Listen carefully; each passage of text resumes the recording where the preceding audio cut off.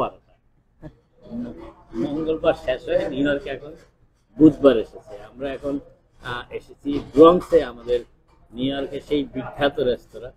এখন মনে হয় সারা পৃথিবীতেই এই রেস্তোরাঁর নাম জানে, খলিল বিরিয়ানি হাউস, যেটি ব্রঙ্কসে বিশাল পরিসরে একটি রেস্টুরেন্ট এবং খুবই জনপ্রিয়। এবং আজকে আমাদের সবাইকে যে জার্মানি থেকে আমরা আজকে পেলাম, জার্মানি থেকে আসা আমাদের পিয়ারি আপা, নাজমিন নাসা পিয়ারি, ডয়েচে ভেলের সাংবাদিক, বাংলাদেশে ঢাকায় বাংলা একাডেমি পুরস্কার প্রাপ্ত, 21 পদক প্রাপ্ত কবি, অনুবাদক এবং বিশেষ করে বাংলা কবিতার জার্মান ভাষায় জার্মান অনুবাদ তিনি করেছেন। সেই পিয়ারি আপাকে নিয়ে আমরা খেতে আসলাম। তার সাথে যিনি আমাদের সাথে করে নিয়ে এসেছিলেন, তিনি এইখান নিউ ইয়র্কে বসবাসরত যুক্তরাষ্ট্রের এবং বাংলাদেশেও পরিচিত সাহিত্যিক সৈয়দ কামরুল, আর তিনি আমাদের সাথে এসেছেন। মূলত তার যানবাহনেই তিনি আমাদের বহন করে এনেছেন। আমাদের পরম সৌভাগ্য খলিল ভাই, আমি যখন বললাম খলিল ভাইকে ফোন করে যে পিয়ারি আপা এসেছেন, আমরা একটু খেতে চাই, উনি বললেন আমাদের ব্রঙ্কসে নিয়ে আসেন, আমার হাতের রান্না করা খাওয়া উনি খাবেন এবং খেয়েছেন। তো সেই প্রসঙ্গেই আমি কথাটা বলবো যে আমাদের পিয়ারি আপা কেমন লাগলো খলিল ভাই রান্না করা স্পিনাচ এবং চিংড়ির সেই পদটি। এর পাশাপাশি খলিল ভাই খাওয়ালেন আমাদের রুই মাছ ফুলকপি দিয়ে। আর আমাদের কামরুল ভাই একটু ডায়াবেটিক্সের কারণে ভাত সাধারণত খেতে চান না, উনি পরোটা দিয়ে খলিল বিরিয়ানির সেই বিখ্যাত বিহারি কাবাব, চিকেন বিহারি কাবাব, সেটা খেলেন। তো আমরা প্রথমে বিহারি আপার কথা শুনি, ওনার কেমন লাগলো খাওয়াটা, কারণ এই জার্মানি থেকে উনি এসেছেন, প্রায় উনি নিউ ইয়র্কে আসেন, যদি এই প্রথম কিন্তু বিহারি আপা ব্রঙ্কসের খলিল বিরিয়ানিতে খেলেন।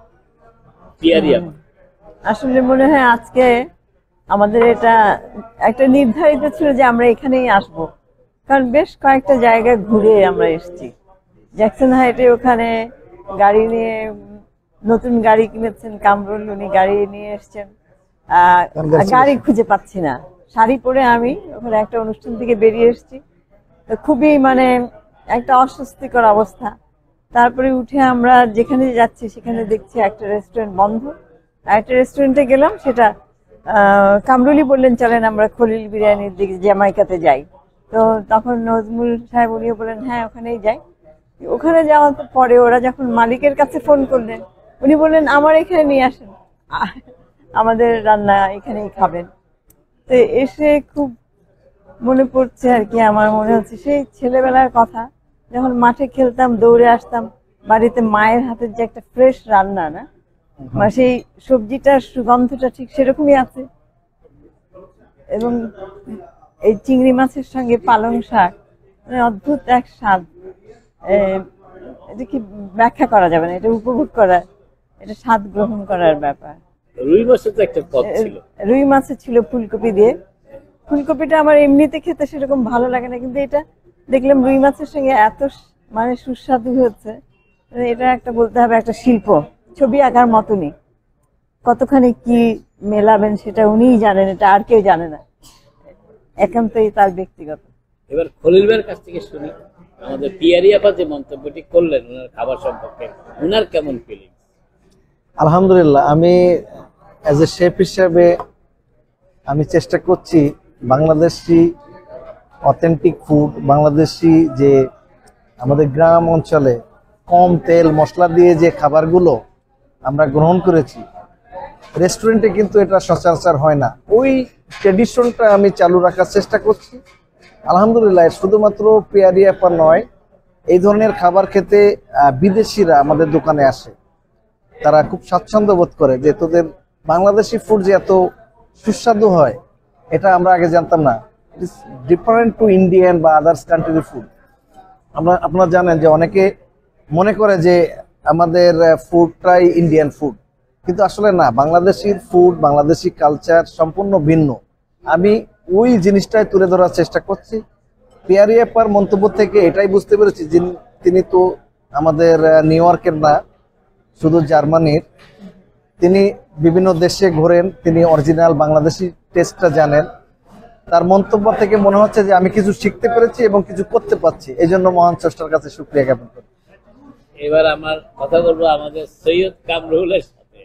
উনি আমাদেরকে অনেক যত্নের সাথে, মাঝখানে আমরা পথ হারিয়ে ফেলেছিলাম অবশ্য কিছুক্ষণের জন্য, তারপরেও আমরা নাসর বান্দা, উনিও নাসর বান্দা, আমরা খলিলে আসবই। উনি খেলেন, ওনার ডায়াবেটিক্স খাবার খান, উনি সাধারণত ভাত খেতে চান না, উনি পরোটা দিয়ে কাবাব খেলেন। কেমন লাগলো? অসাধারণ, অসাধারণ না আসলে ইউনিক। আমি তো বহু রেস্টুরেন্টে খেয়েছি, খলিলে এসে দুটো জিনিস, এটা ইন্টেরিয়রটা এত সুন্দর যেটা আমার ধারণায় ছিল না, আর দ্বিতীয়ত তার খাবারের রেসিপিটা ইউনিক। আমি এই প্রসঙ্গে একটা কথা বলতে চাই, নাজমুল ভাই, লস্ট জেনারেশনের শিল্পী সাহিত্যিকরা প্যারিসে যে জায়গায় আড্ডা দিতেন, খাওয়া দাওয়া করতেন, তার নামগুলো কার্টুড স্টেইনস স্টুডিও। এখানে জেমস জস থেকে শুরু করে পাবলো নেরুদা পর্যন্ত যেতেন।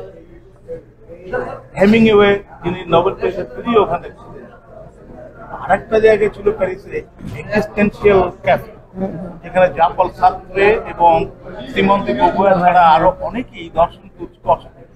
আমি যদি ব্রঙ্কসে থাকতাম, খলিল বিরিয়ানির একটি টেবিলকে জোর জবরদস্তি দখল করে কবি কন্যা তৈরি করে।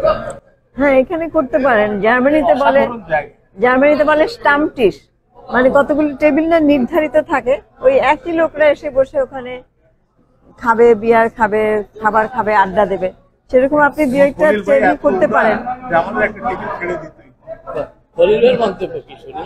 আলহামদুলিল্লাহ, এরকম কোনো কিছু যদি আমি করতে পারি আমি নিজেকে ধন্য মনে করব, কারণ আমরা চেষ্টা করছি যে আমাদের বাংলাদেশি যারা বিভিন্ন জায়গায় যারা নজির স্থাপন করেছে, বিভিন্ন তাদের কাজের স্বীকৃতি স্বরূপ, তারা যেন আমাদের এখানে আসে।